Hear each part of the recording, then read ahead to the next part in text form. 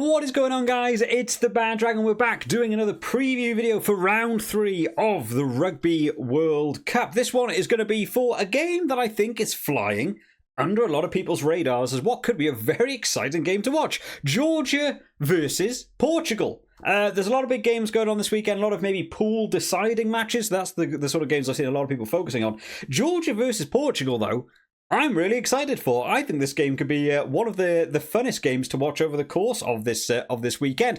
Now, Georgia, of course, didn't play last week. They played in round 1. They went up against Australia, where Ben Donaldson came onto the scene and apparently decided he was going to have the game of his life. So Georgia, unfortunately, in that game, not doing too well in terms of the scoreboard. The score in that game eventually ended very confidently for the Wallabies, 35 points to 15. So 20 points the win there for Australia. But Georgia pushed them for long periods of time in that game. The Georgian forwards doing the hard graft, got over for 2 tries as well in that game, and potentially could have got a few more. Couple of questionable defensive decisions from them, not quite hitting the mark, but still an impressive game from them against an Australia team that, of course, we're looking to impress in this World Cup. Starting out then with that Georgian team, as we mentioned, a couple of changes coming in since that Australian team, and this game does mean a lot because the way the rest of the pool is panning out in Pool C, I can see this game being the deciding factor between who comes 4th and 5th in the pool, not meaning to be mean to either team by any means, but I just think the other 3 teams that pool are performing a little bit of a higher standard at the minute for either of these 2 teams to get some wins over. Now, these 2 teams have met quite often. They meet a lot in the European Rugby Championship, which I don't think we get any coverage for in the UK, right? I've never seen it on TV. I'm sure it's locked behind some paywall somewhere, but I would like to see that. It seems like Georgia win the majority of the games. I've gone through the list of their past games. The last game that Portugal won that I could find was in 2005. They have had 3 or 4 draws along the way as well, but Georgia seemed to be the bigger team going into this one. In terms of the team itself, some of the changes made, I think, lend itself towards this Georgian team being slightly bigger than the team that went up against Australia, which sounds kind of mad. Maybe this is a bit of a target game for them. They want to make sure they beat Georgia, and I guess maybe the one after they'd be looking to beat would be Fiji, but Fiji performing well at the minute, so that's probably going to be a tough game. Of course, the Georgians beat Wales last year, so maybe that's another target game for them, but they certainly want to try and get the win over Portugal. So starting out in this front row, Nariashvili goes in alongside of Mamukiashvili and Gigiashvili in that front row. So 2 changes in the prop department. Up against Australia, we had Abuladze and Papidze. Now, Nariashvili and Gigiashvili are 2 more notable names for me. I think this front row's got stronger, and I think it was Gigiashvili who got the second try. I'm sure he came on from the bench in that Australia game and got over the sort of pick and go try where he rolled around one of the defenders and got over. So I'm looking forward to see this front row. This for me is almost a stronger front row than the one against Australia. So Portugal will have to keep a bit of an eye on this Georgian team. Same lock department as we got to see up against Australia. In the back row, we have 1 change at open side. So we've got blind side, we've got Jalagonia, the replacement open side, Saganadze and Gorgadze in the 8 shirt. Now, it was Ivan Yashvili playing in the open side flanker against Australia, and he got himself a try. Surprised not to see him in this team, not even on the bench. I'm not sure about injury status, unfortunately. I haven't checked up on that, so maybe he's picked up a bit of a knock in that game. But I thought Ivan Yashvili was playing well in that team versus Australia.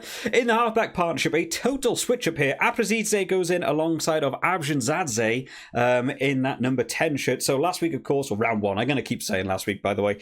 That's just something I'm going to keep doing. What I mean is round 1 when I say last week.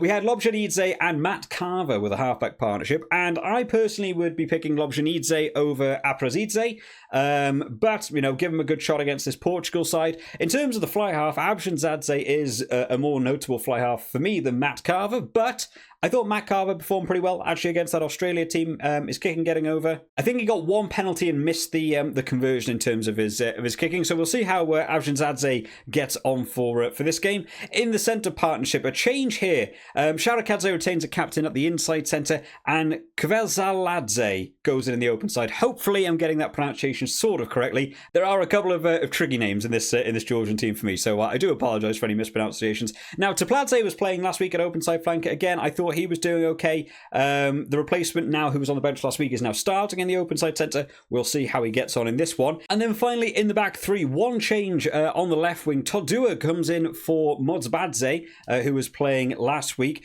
Tabu Tadze is retaining on that left wing, and Niniashvili retains in that fullback. So one switch going on that left wing. Now, the left winger last week did get his yellow card. A lot of infringements going on for that Georgian team. Maybe they're expecting, you know, to switch it up a bit, have a different winger on. Topladze has moved to the bench for this week. Todua, though, is a solid winger. He's got an immense amount of pace on him. I remember watching him, I think it was against Ireland a couple of years back, and once you give him room and he hits a little bit of a gap, he is a tough man to catch. So again, I think maybe this is a change that's more positive for this Georgian team for me. I like Todua coming in there. So 1 through 15, it's a solid looking Georgian team, and I think the changes that have been made are overall more positive. Maybe I would have liked to see Lobjanidze retain at scrum half, and Ivan Yashvili impressed me in the open side, so maybe I would have retained him. In terms of the bench, then it's a very similar bench to what we got to see last week. Mainly the players that are starting have been moved to the bench, and the bench players have been moved over. The only one that I've actually just caught myself out on, Chaisvili, the lock, is actually on the bench for this week. He actually did start against Australia, sorry, so it's not quite the same lock department against them. Very similar looking names on just on a piece of paper for me there. Lobjanidze has been moved to the bench. Matt Carver on the bench as well now, so that'll be a big boost for them in that second half to bring on a solid halfback partnership as well, and then to Topladze to come on. I would maybe like to see Todua stay on for the game, so we'll see how that works out for them. But overall, a solid looking Georgian team. Looking forward to see how they perform up against Portugal. Moving on then to look at the Portugal squad that has been named for this game. Now, Portugal we got to see last week play Wales. It's the first game I've ever seen Portugal play as a rugby fan, so I really enjoyed actually getting to sound and watching this Portugal team unleash.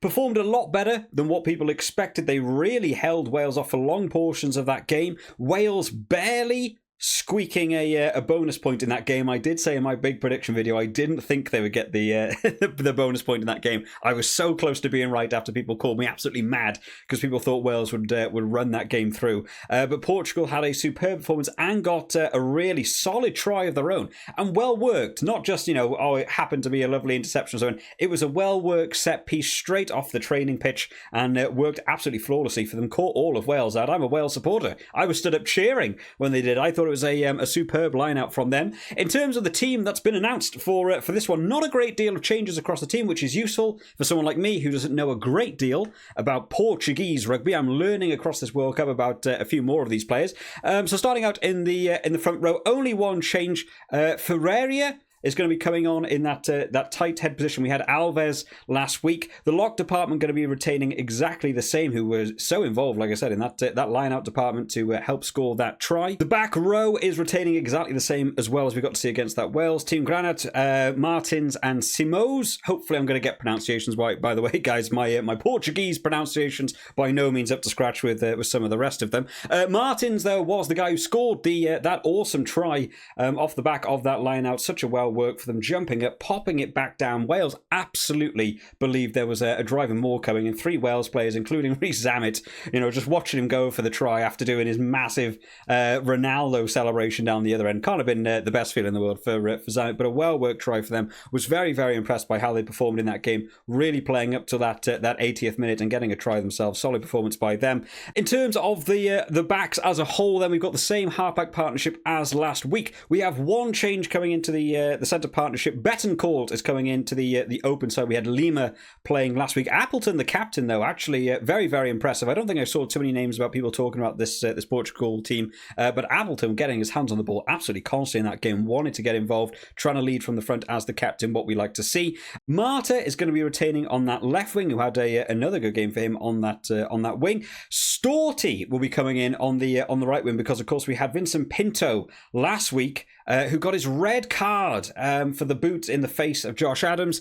I thought the red card personally was a bit harsh. I think he went for the ball in the air. I think he mistimed the ball after he did lead a foot. A lot of people do it, right? They jump in the air, you lead a knee, you lead a foot, you make the defender a little bit more wary of, you know, you being in the air. I think he was so focused on Josh Adams, he went into the air, led that foot out, went a little bit beyond the ball and then tried to turn to catch the ball, and his foot went a little bit high and caught Josh Adams in the face.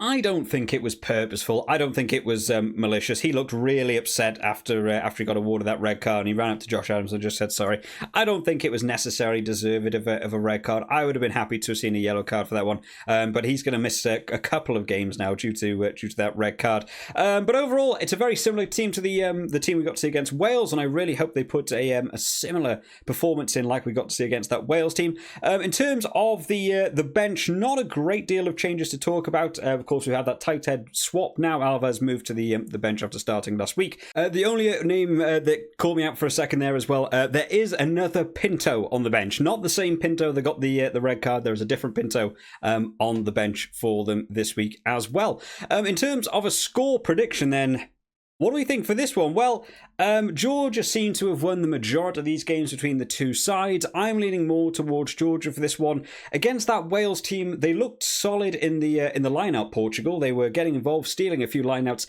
The scrummaging was a bit of a concern for them, and one of the stronger areas for Georgia is the scrum. I can see Georgia wanting to really punish that Portugal team in terms of the scrum, and that's probably why they put on a bit of a bigger front row for this one as well, just to really put them under that pressure. I'm going to say a Georgia win for me, and I'm going to say by 12. So make sure you drop down your predictions in the comment section, guys. Do you think that Georgia have got this one in the bag? Do you think Portugal can end their 18-year run, I guess, of not quite being able to pip Georgia in these games and maybe get a win at the Rugby World Cup? What a superb performance that would be for them. I hope you've all enjoyed this one today, guys. I'll see you all next time. Bye-bye.